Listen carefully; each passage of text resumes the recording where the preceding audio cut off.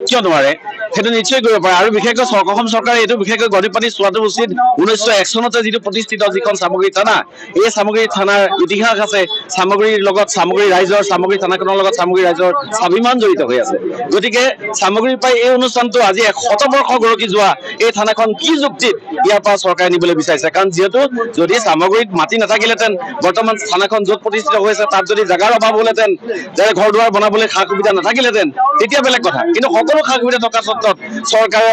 এনেধৰণৰ যি কাৰ্য কৰিছে তাৰ বাবে আমি চৰকাৰৰ কাম কাজত আমি সঁচাকৈ দুখিত হৈছো আমি সমূহ সামগ্ৰীবাসী ৰাইজে পুনৰ চৰকাৰলৈ আবেদন জনাইছো যে আমাৰ যিখিনি অনুষ্ঠান সামগ্ৰীত আছে সেই অনুষ্ঠানখিনি যাতে সামগ্ৰীতে থাকি যায় তাৰ সুব্যৱস্থা চৰকাৰে গ্ৰহণ কৰিব বুলি আমি আশা ৰাখি পুনৰ সমূহ সামগ্ৰী ৰাইজৰ হৈ আমি এই স্থানৰ পৰাই চৰকাৰলৈ অনুৰোধ জনাইছো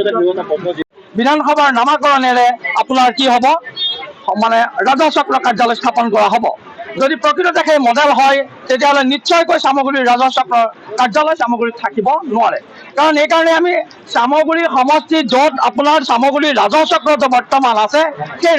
ৰাজহ চক্ৰটো আজি সামগ্ৰীৰ হৈ থকা নাই তাৰমানে সামগ্ৰী সমষ্টিৰ অন্তৰ্ভুক্ত হৈ থকা নাই তেতিয়া আমাৰ ব্ৰহ্মপুৰৰ যিটো ৰাজহ চক্ৰ অতি কামপুৰত এটা ব্ৰহ্মপুৰৰ কাৰণে কামপুৰত এটি ৰাজহ চক্ৰ ইতিমধ্যে আছেই আৰু যদি সেই ৰাজহ চক্ৰটো কামপুৰৰ পৰা উঠাই নি ভাবোঁ যদি আমি কামপুৰৰ পৰা উঠাই অনাৰ কথা কোৱা নাই যদি কামপুৰৰ পৰা উঠাই নি আমি ধৰি ল'লোঁ কামপুৰৰ পৰা উঠাই নি সামগ্ৰী দিব সেইটো নিশ্চয়কৈ সম্ভৱ এইকাৰণে নহয় কাৰণ সামগ্ৰী ব্ৰহ্মপুৰ সমষ্টিৰ চেণ্ট্ৰেল পইণ্ট নহয় গতিকে আমি যিটো আমাৰ কথা যিটো জনলাভ হৈছে সেই জনলাভত আমি বিশ্বাস কৰিবলৈ বাধ্য হৈছোঁ যে চৰকাৰে নিশ্চয়কৈ সামগ্ৰীৰ ৰাজহ চক্ৰটো এই ব্ৰিটিছৰ দিনৰ ৰাজহ চক্ৰটো আমাৰ মাজৰ পৰা আমাৰ বুকুৰ আমঠো আমি সৰুৰ পৰা এই ৰাজহ চক্ৰ চাই ডাঙৰ হৈছোঁ এই ৰাজহ চক্ৰৰ মাধ্যমত আমি ডাঙৰ হৈছোঁ গতিকে চৰকাৰে এই সামগ্ৰীবাসীক প্ৰথমতে মাৰি ল'ব লাগে সামগ্ৰীৰ থানাখন সামগ্ৰীৰ ৰাজহ চক্ৰ যদি আমি চৰকাৰক কোনো কাৰণত চৰকাৰৰ বিৰুদ্ধাচৰণ কৰিবলৈ যোৱা নাই ইয়াৰ মাধ্যমেদি আমি চৰকাৰক পোনপটীয়াকৈ ৰাইজলৈ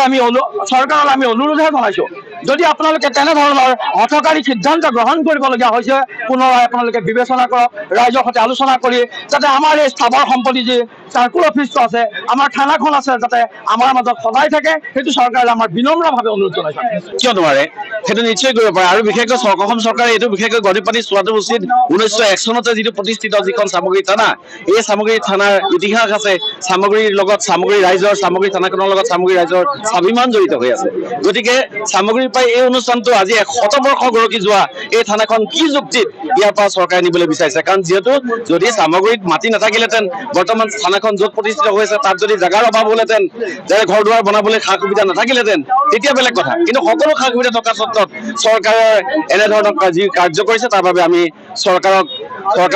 কাম কাজত আমি সঁচাকৈ দুখিত হৈছো আমি সমূহ সামগ্ৰীবাসী ৰাইজে পুনৰ চৰকাৰলৈ আবেদন জনাইছো যে আমাৰ যিখিনি অনুষ্ঠান সামগ্ৰীত আছে সেই অনুষ্ঠানখিনি যাতে সামগ্ৰীতে থাকি যায় তাৰ সুব্যৱস্থা চৰকাৰে গ্ৰহণ কৰিব বুলি আমি আশা ৰাখি পুনৰ সমূহ সামগ্ৰী ৰাইজৰ হৈ আমি এই স্থানৰ পৰাই চৰকাৰলৈ অনুৰোধ জনাইছো